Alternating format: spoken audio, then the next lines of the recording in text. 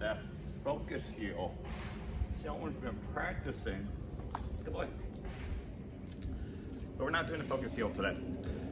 Interchangeably with Strong Dogs again. Welcome back. You remember me? Got the world famous Mr. and Mrs. Ace and Ava Jankovic. I don't know about world famous, but at least locally. Gonna do part 2 of walking on a leash together. This one was supposed to be a few weeks ago, but never got around to it. And then we had a big rainstorm and I didn't want to do it in the backyard, but the other fields have been soaking wet and I don't feel like really cleaning them, but at least the backyard is somewhat dry. So I'm gonna go ahead and do it. This one taking time on because it wasn't really so much as a skill. The first one covered it pretty much everything, but this one is gonna be the 2 dogs walking on the same side. Now, difference with this one is more of a public service announcement. It's more of a alert. It's more of a warning because I don't want anyone to get stupid and do something stupid and just be stupid. And having like dogs who aren't familiar with each other or dogs who are aggressive with other dogs trying this. So that's why I really was holding off on it because I'm like, common sense isn't so common, so unfortunately. So that's why I'm gonna go ahead and preface this one with, if your dog is prone to aggression or not getting along with dogs, don't do it with dogs who are just new to each other. Make sure your dogs know each other, they're well behaved, and like I said in the first video, at least one of them knows how to walk well on a leash. If at any point you gotta X against one of those, don't do it. Okay, at least don't walk them on the same side because that's where it's just gonna get down. Please hold off. Make sure you work out some of those issues before trying this, but I know out of convenient purposes, that's why I'm gonna go ahead and do this out of convenience. But I do wanna make that public service announcement and make sure you understand that if your dog has any type of issues with other dogs or doesn't know how to, or if both of them don't know how to walk well on a leash, please do not do this. If they're very reactionary towards other dogs along, you're doing your walk and they're very reactionary against other dogs or people, your dogs can feed off of each other. So again, please work out some of these issues before you try it because it'll make your life a lot easier. It'll make your walks more enjoyable and it'll make their lives a lot easier and enjoyable as well. So I'm gonna go ahead and show you. First step though is gonna be how to do the leash. Ava, come here. Come here.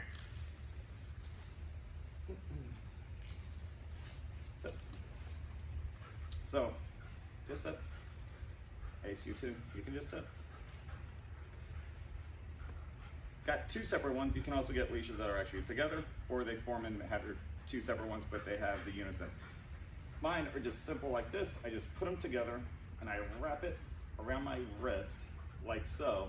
But the big thing is the dog who you need to keep more of an eye on, in this case it'll be Ava, I prefer to keep her on the outside. Some people can put on the inside, which is fine, but I rather, since Ace is more well-behaved and easy-tempered, I'd rather have him on the inside. So if I make a turn, I'm not bringing him along with me. I'm not really dragging. I'm not really popping him. I want her to get the pop, not so much him. So I'd rather her be away from her center and get the pop rather than him.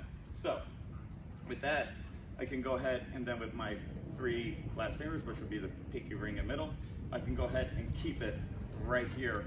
So this way, his leash, I'm not doing much with it, but hers, I'm gonna have a little bit more control over it in my 3 fingers. So this way, if I need to pop it or give her a little tap to get her back in line, I can. But other than that, it's all gonna be based on timing and skill. Excuse, pardon the interruption.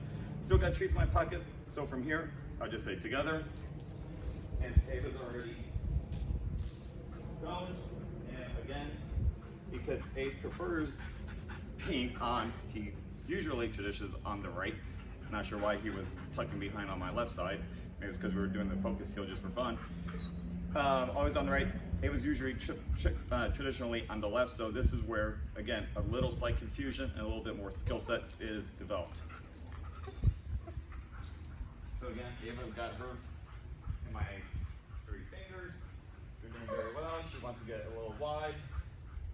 And that tends to happen too, that they can switch sides, but the biggest thing is that they are staying in line and being very calm. And with that, I go ahead and reward. Yeah. Yes. And just sit. Again, always default to obedience is just sit or down and then let's go. So again, like on the original loose leash walking, this is it. I haven't been walking my dogs much just because of weather and being kind of cooler and just straight up laziness, but I've been working on their contact healing just so with treats and some leash pressure, and this is it, just guiding them with the treats in order so they understand what that command is and what I want from them, with distractions of course as well. So let's go. Again, prefer Ace to be on the inside, but seeing how they switched, I'm not too worried about it. And then sit. Ava's already defaulting to her focus heel, which, you know, a dog can't get in trouble if they're looking up at you and being in line, and that is the purpose of her focus heel, even though more so when you're just out and about is them not reacting to anything else.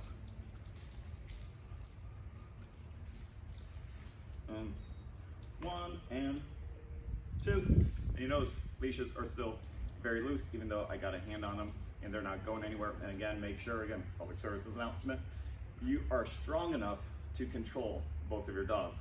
It's not a man thing, it's not a woman thing, it's not a thing, anything in the middle. It's literally a physical thing, because you have to be able to control your dog physically in order to make this work, or any other type of bigger dog that has some weight and it's got some strength on them, okay? You gotta be able to control your dog physically to make sure they're safe and other people and other dogs are safe as well. Let's go.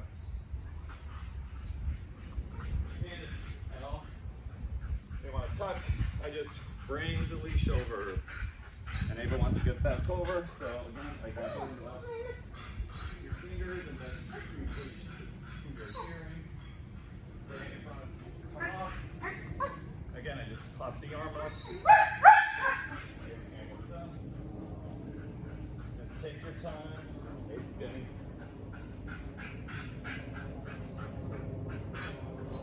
And sit. It's fine. It's not going to be perfect.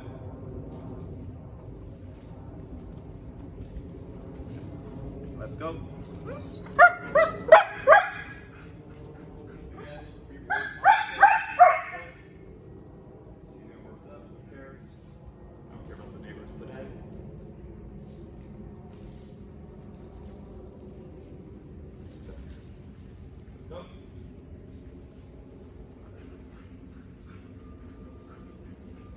Have to go a little bit wider.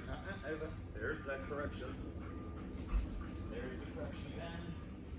Gonna walk into her, which I know we're working on her turn, so that's why she went tight. And then sit. Again, you can raise the leash up, put a little pressure on with, because I got both of their pinch collars on, but again, it's just more for hydraulics, very gentle. You didn't see me popping or yanking or anything like that, because it's not very harsh, because there's no distraction, there's not a lot going on, they're not getting too worked up or anything. So the correction, mild correction, just fit the behavior, which was very, at least minimal, to say the least. And they're looking, go, yes, yes, and that's it. Let's go.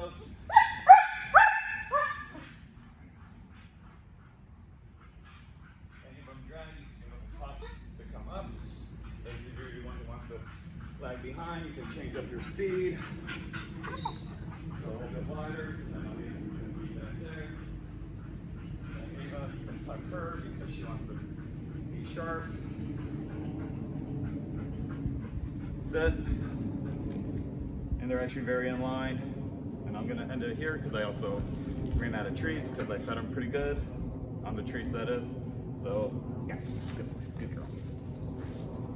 And that is it. So, again, a lot of this stuff is very easy. It doesn't look like there was a lot much into it. And the lesson was pretty much boring if you think about it, and that's totally okay, because the heavy lifting was all the fundamental stuff, which covered in other videos. So, understand that dog position, and I understand the purpose of getting your dog to understand the purpose of the leash, which is where I go, where the leash wants to pull, get out of it, that's where they go, reward. This is where I want, so you can literally guide them and lure them with treats, and when they're done, boom. And when they're getting it, you can add the leash, you can do it free without it, because like I said earlier, I've been doing it with them both, not using the leash, because again, just doing it in a house or out here, just more of a recalibration of their fundamentals, which is what I've been doing past couple of weeks, which I told you on that one video last week or whatever, what I've been doing. It's been going very well. Even when I do take Ava out, she's getting it a lot better. So put the groundwork in first, doing the house, backyard, do all these things and start layering it up. And then once they really start getting it, take them out front. Then you can start adding more distractions and more stimulus, which would be going out and about, which is, you know, your neighborhood or your city or whatever townships you may go in.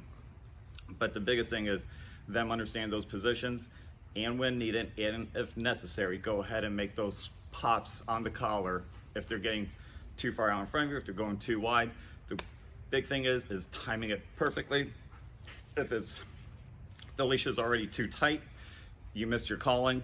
If it's too loose, you can get them a little too much. So again, just a half a body's width is about as far as I would go. If you go the hind legs to your knee, that's probably a little bit too far, but I'm nitpicking. I'm being a little bit pedantic about it. So just whatever you're comfortable with, as long as they're not pulling and going every direction and they're going the way you want. It's totally dealer's choice on how much you want to give your dog and how much freedom, because they do have the length of the leash to have that freedom.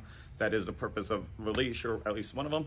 So go ahead and play with it. I'll go ahead and attach the other videos to this one, so in case you missed it, you can go ahead and get those refreshers on the other one. But again, hope you enjoyed it. Continue to leave me comments and ask me questions on the comments, or email me at strongdogsusa@gmail.com. Go ahead and DM me anything on Instagram at StevieJ__. And other than that, good luck. Talk to you next time. Done.